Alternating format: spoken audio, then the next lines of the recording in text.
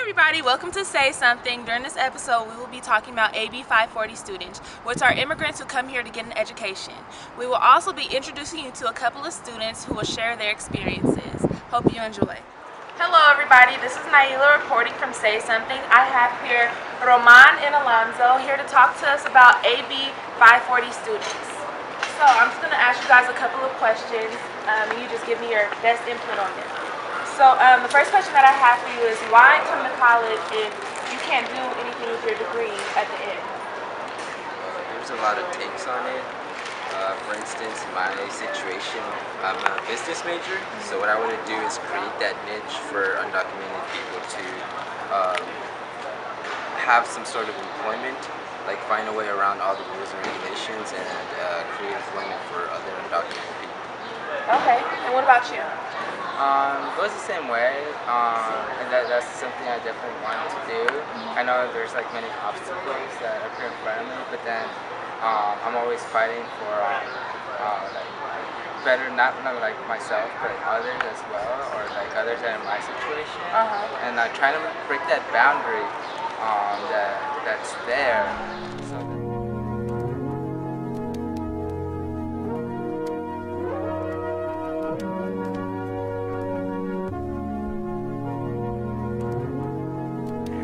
I'm on my way to Surge, which stands for Students United to Reach Goals in Education.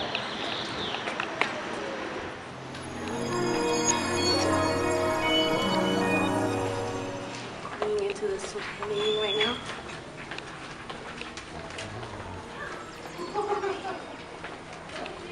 Be electing president, vice president, treasurer, secretary, fundraising chair, academic presentations chair, campus affairs, historian, community liaison. I could give to you all for being part of the fundraisers, being part of the meetings, being contributing to SUTE, and all of you guys will have to have your shirts by then, please. Because they'll look good if you all have our SUTE shirts on that day. SUTE t-shirts, $8. You get them in bake sale and Sequoia Park. Okay. July 6th. July 6th. Friday. Okay, do we still want to do t-shirts? Like around 10:30, 11:30, be back here around that time. And are you guys brothers? yes. Oh, okay, okay. Do you feel like you're breaking the rules at all with being here, you know, using the education? No, I don't think I'm breaking any rules. I've been here since I was 5. Didn't know what was going on, what was I doing, so I don't feel that I broke any rules. Just what I have for granted either. Making contribution back to society. We pay taxes, so it's not like if we're not contributing to the economy either. Exactly. And same for you, Yeah, Roman. Yes, same thing. All right. I'm gonna ask you first. How did you guys come here? Like, how did you guys get here? It's really personal. If you guys are comfortable answering that. No, I'm okay with it. But I actually do not remember how I got here. I can only go by what my parents tell me. You know, they like crossed the border like everyone else. I didn't know exactly like what was the process it took. Like I said, I was too young to even remember. So that's a really hard question to answer. Yeah. Do you ever have flashbacks of the event or sometimes I do. I don't know if they're accurate. Yeah. Like sometimes you see like this dark lightning. There's like lights flashing and like witches running in front of this lot of tall trees or grass or whatever. I don't know. You look at this desert. Yeah. And I think I do remember one where we like, you know, we were somewhere and like there was like a bunch of rocks, and then I don't know. I think they did see like an immigration officer or something, and like they went and they hid under like this really bush. Like it was a bush, and like it was large, and it was, you know, like its leaves went all the way to the bottom, and so you know, we go hide. But that's probably all I remember. And what about you? I was a little bit older, so I kind of do remember a lot of the moments crossing the border. And but one moment that really stuck to me is that we got caught once, and I don't know how, but I ended up riding on one of the board patrols like motorcycles, so that was kind of memorable. Oh, so you guys actually tried once before and then had to go back to Mexico and then try it again? No, it took us about a month to actually cross. So once you get caught, you get transported back to not to TJ. And your starting club. We have about maybe 60 members in total. How many people usually show up though? Like about 20. About 20 people show up. Oh, that's to still a the good event. amount. I mean, from the school. No, we don't, but we get a lot of support from. Oh yeah, I'm sorry. The school does give us like a certain amount, like what it does to every other Yeah. student organization on campus. But other than that, we do get a lot of support from a lot of professors, and they help us by giving us like very generous donations because all of the money that SUDHE makes, it all goes to scholarships for AB 540 students. Oh. At the end of every quarter, we do have a SUDHE application, and you just pretty much fill out the application. There is an essay requirement, and a small group of board members decides who the winners are. Depending on how much money SUDHE raised that quarter, it depends on how much we're going to give per scholarship. How much was last year? Last year's was $500 each. We gave out. That's good. We For gave how out many? three scholarships. 1,500. Yeah, that's pretty good. I'll pay for books for a quarter for each student. Yeah, so they help. They're small, but they help.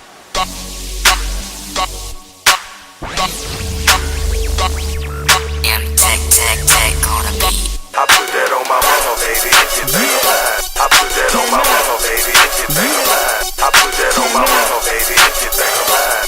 Put that on my mama, put that on my mama, put that on my, put that on my 100 grand plans, I put that on my mama. I'm just trying to get the party jumping.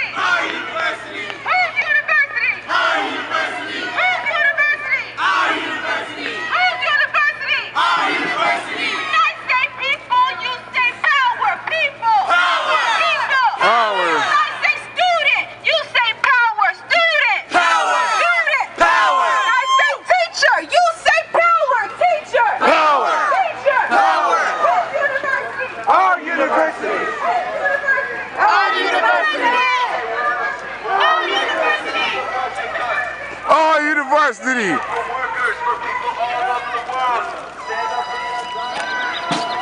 Make a difference on your campus. Join us, rally with us, protest with us. It's time we make a difference together, collectively.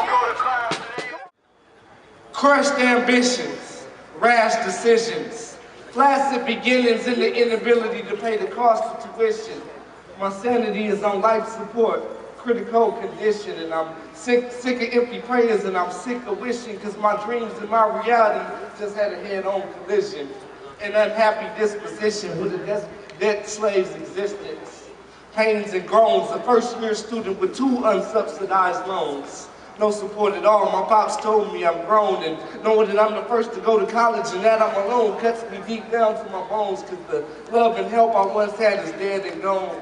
And then my last question is, how do you guys feel about the budget cuts and things like that? Classes, no classes, and all that. Is it affecting you graduating? Is it Yes, budget cuts have been a big concern, a great concern, especially this quarter. I wasn't able to pay at my enrollment date, and so by the time I was able to come up with the money and pay, all the classes were full. And so the first week of classes, I was running up and down the department, going to other classes, trying to crash. And it was pretty bad. Yeah. You know, professors tell you one thing, you go to the department chair, they tell you something different, and so you're like stuck in between, you don't know what to do. And you know, you need those classes to graduate, and not being able to get classes, and it really puts your morale low, and you honestly don't know what to do.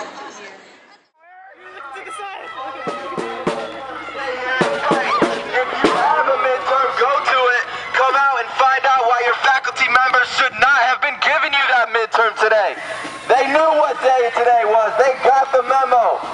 is not about business as usual. We're trying to disrupt the system of profit and greed that's through our entire education system. All right. Number one, no implementation of the $80 student success fee. Replace corporate-run bookstore, Barnes & Nobles, with student, faculty, and staff cooperatively run bookstore. So the money that we put into the bookstore should come back to us at some point, right? Shoving the money over to Barnes & Nobles is senseless. Fully funded equal open quarters, 4 quarters, a summer quarter open to us. That's the point of a quarter system, right? Salary cuts to the top paid executive, administrative, and managerial positions. We're over here making as much money as the President of the United States while we can't get any class sections.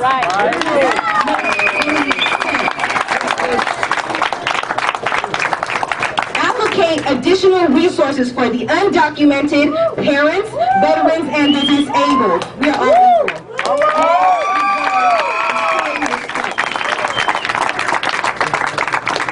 No targeting of ethnic studies during class section and budget cuts. You gotta cut all around. And we're saying no more cuts, right? Right, that's what we're saying, no more cuts. But if you must cut classes, do not target ethnic studies, because that's racist, structurally, and fundamentally.